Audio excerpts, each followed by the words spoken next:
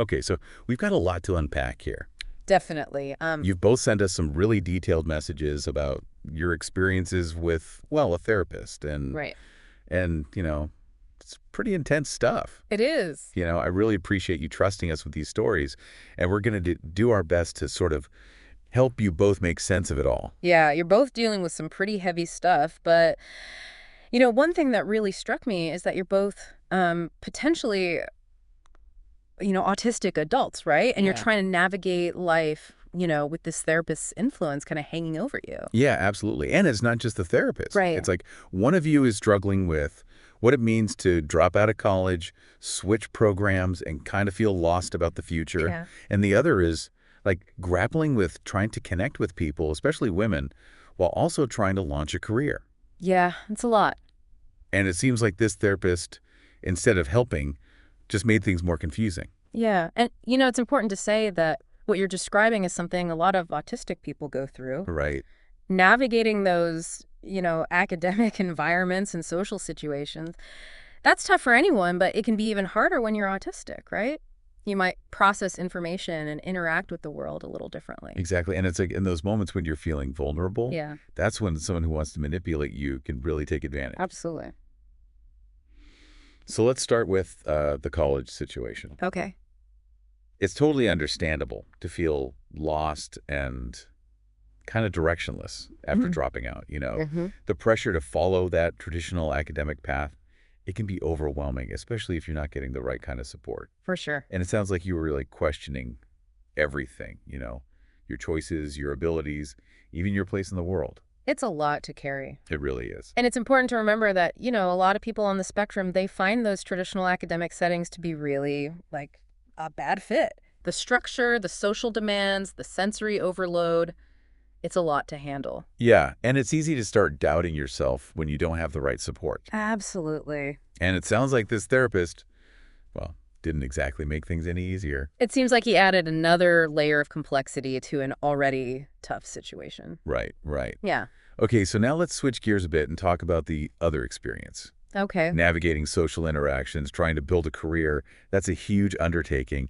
And it sounds like this therapist really threw some curveballs. It's fascinating how these messages describe this really confusing mix of advice, some of which seems genuinely helpful, Yeah. and then other stuff that's just straight up manipulative. Right, like on the surface, some of the things he suggested might have seemed useful, like in the short term. Right, exactly. Like when he encouraged you to be more confident and assertive. Right. I mean, those are good qualities generally. Right, but it's all about the motivation behind it. And the context. Exactly, and from what you've shared, it seems like he was using those seemingly helpful tips to kind of disguise his real agenda. Yeah, it's almost like he was trying to reprogram your understanding of how social interactions work. Yeah, yeah. Using that positive reinforcement and then kind of sneaking in the manipulation. And that can be so confusing. Oh, absolutely, especially for someone who's already trying to figure out, like, the unwritten rules of social engagement. Exactly. It makes you question everything, like what's genuine, what's manipulation, who can you trust? Exactly. And that self-doubt, that's what manipulators feed on. It's insidious. Yeah.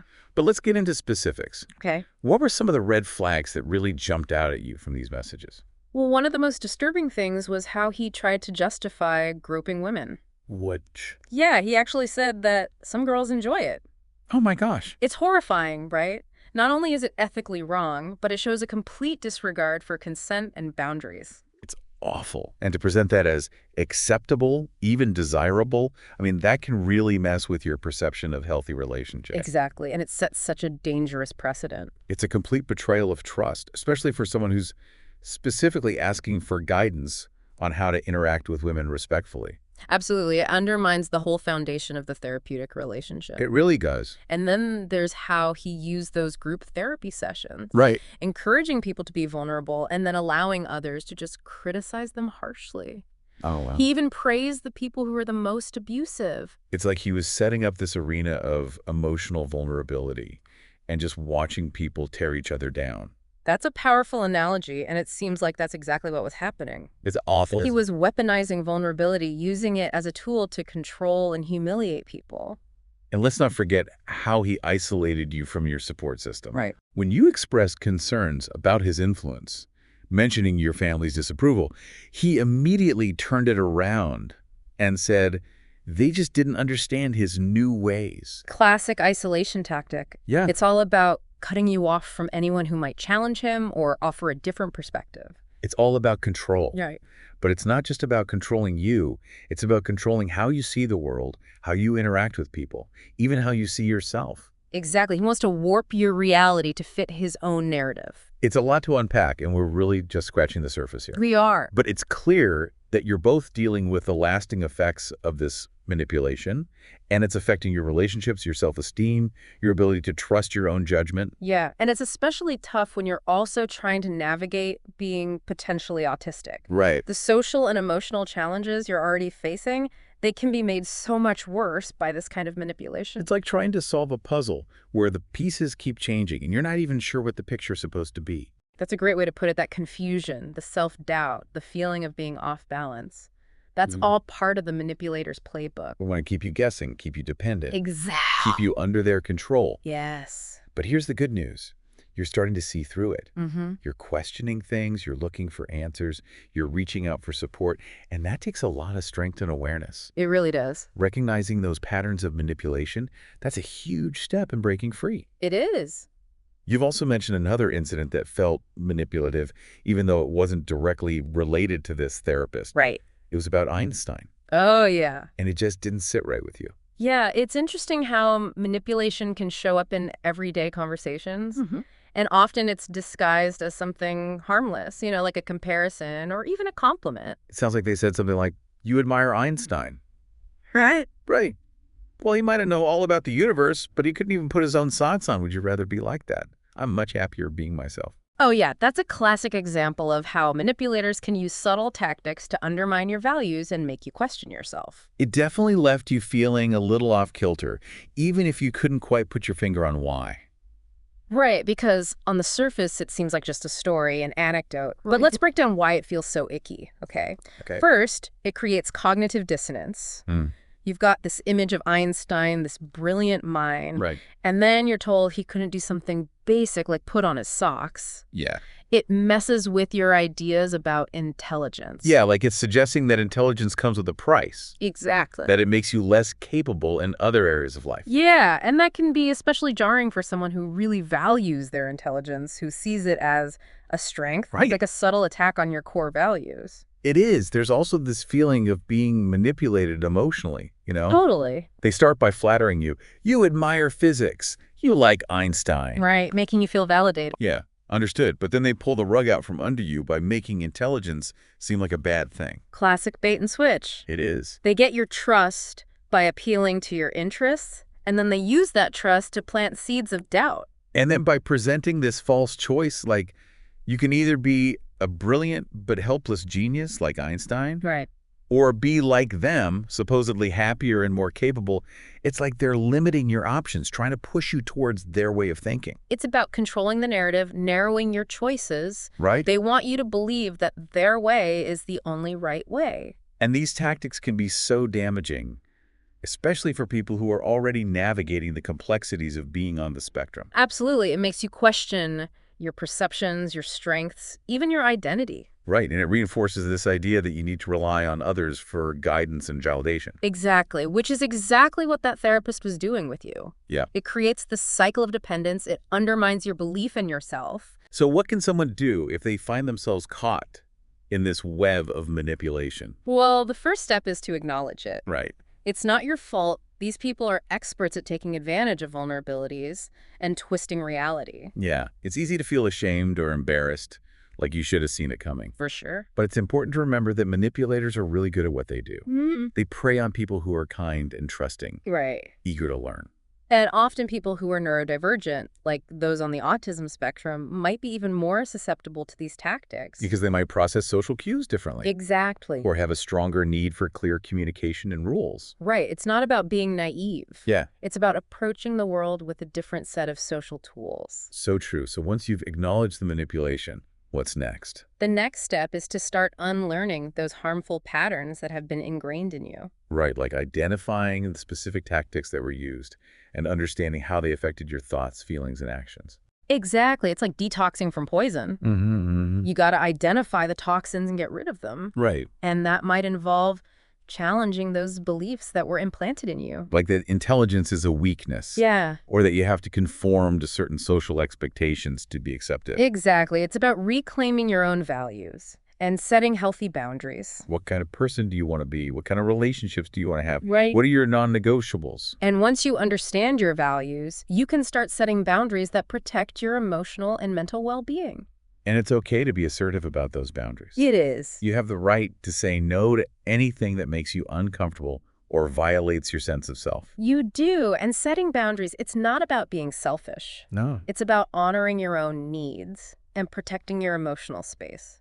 It's about building authentic connections based on respect and understanding, not on control and manipulation. Exactly. And speaking of authentic connections, one of the best ways to combat manipulation is to surround yourself with people who are genuine and supportive. Absolutely. It's about finding your tribe, people who see you for who you are. And appreciate your unique strengths. Right. And seeking out mentors and role models who embody the values you aspire to.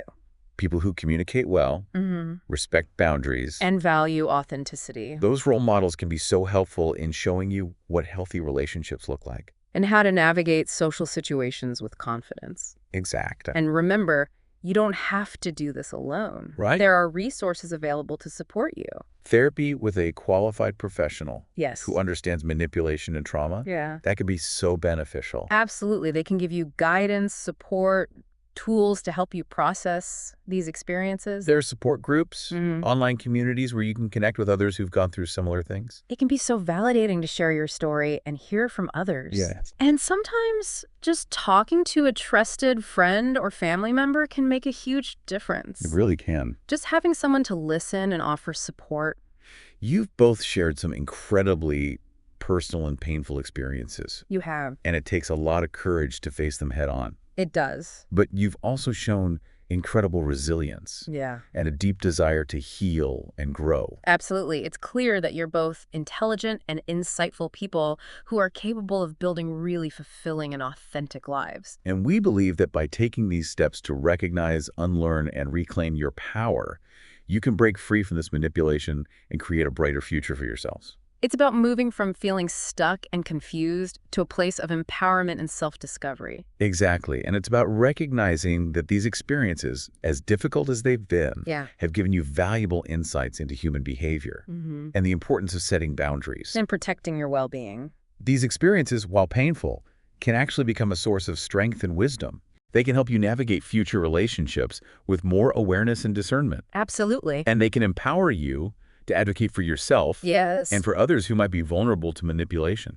You've both shown a remarkable willingness to learn and grow. You have. And that in itself is a testament to your strength and resilience. Remember, healing is not a straight line. It's tough. There will be ups and downs, moments of doubt. In times when you feel like you're going backwards. Right. But be patient with yourselves and celebrate every little victory. Every step forward. You've already taken a huge step by reaching out for support and being a part of this conversation. You have, and that willingness to seek help, to learn, to grow, that's a sign of incredible strength. We're really inspired by your courage and determination. And we believe that you have everything you need to create a future filled with authentic connections, meaningful things that you love to do, and a deep sense of self-worth. Yeah, it's about moving, from a place of being stuck to a place of like, you're in charge, like you're discovering yourself. Absolutely. And it's about understanding that even though these experiences have been rough, they've actually given you some really valuable insights They have. into how people behave, the importance of boundaries, protecting your well-being. Absolutely. These experiences, they've been painful, but they can actually become a source of, strength Definitely. and wisdom. They can help you in future relationships to be more aware, For sure. have better judgment. Yeah. And, they could even help you advocate for yourself Absolutely. and for other people who might be vulnerable to this kind of manipulation. Yeah. You've both shown this incredible willingness to learn and to grow from this. Wow. And that says so much about your strength and resilience. It really does. And remember, Healing isn't always a straight line. It's not. It's messy. There will be ups and downs. Moments of doubt, times when you feel like you're taking a step back. It happens. But it's important to be patient with yourselves and to celebrate every little win. Every step forward. You've already come so far just by reaching out for support and having this conversation with us. You have, and that willingness to ask for help, to learn, to grow, that's huge. It is. It's a sign of real strength. We're so inspired by your courage and determination. And we truly believe that you have everything you need to build a future filled with, genuine connections, things you love to do, and a deep sense of self-worth. Feels like we've been talking about some pretty heavy stuff. We have. But I kind of want to shift gears a bit and focus on something really important. Health. You've both been through a lot, but you're still here. You're still searching for answers. Yeah. You're still trying to make things better for yourselves. Absolutely. That's powerful. It is. It's easy to get lost in the darkness of these experiences. Right. To feel like the manipulation has broken you. But the fact that you're reaching out, you're questioning, you're refusing to let this define you, that shows your strength. It's like you're both coming out of a fog. Yeah. Blinking in the sunlight, starting to see the world more clearly. And even though the road ahead might still be tough, you've got the awareness and the tools to navigate it on your own terms now. That's a beautiful way to put it. You're not walking blindly anymore. Right. Trusting every map that's given to you. Yeah. You're learning to draw your own map, one that's based on your values, your gut feelings, and your own unique way of seeing the world. And remember, you don't have to do this alone. You don't.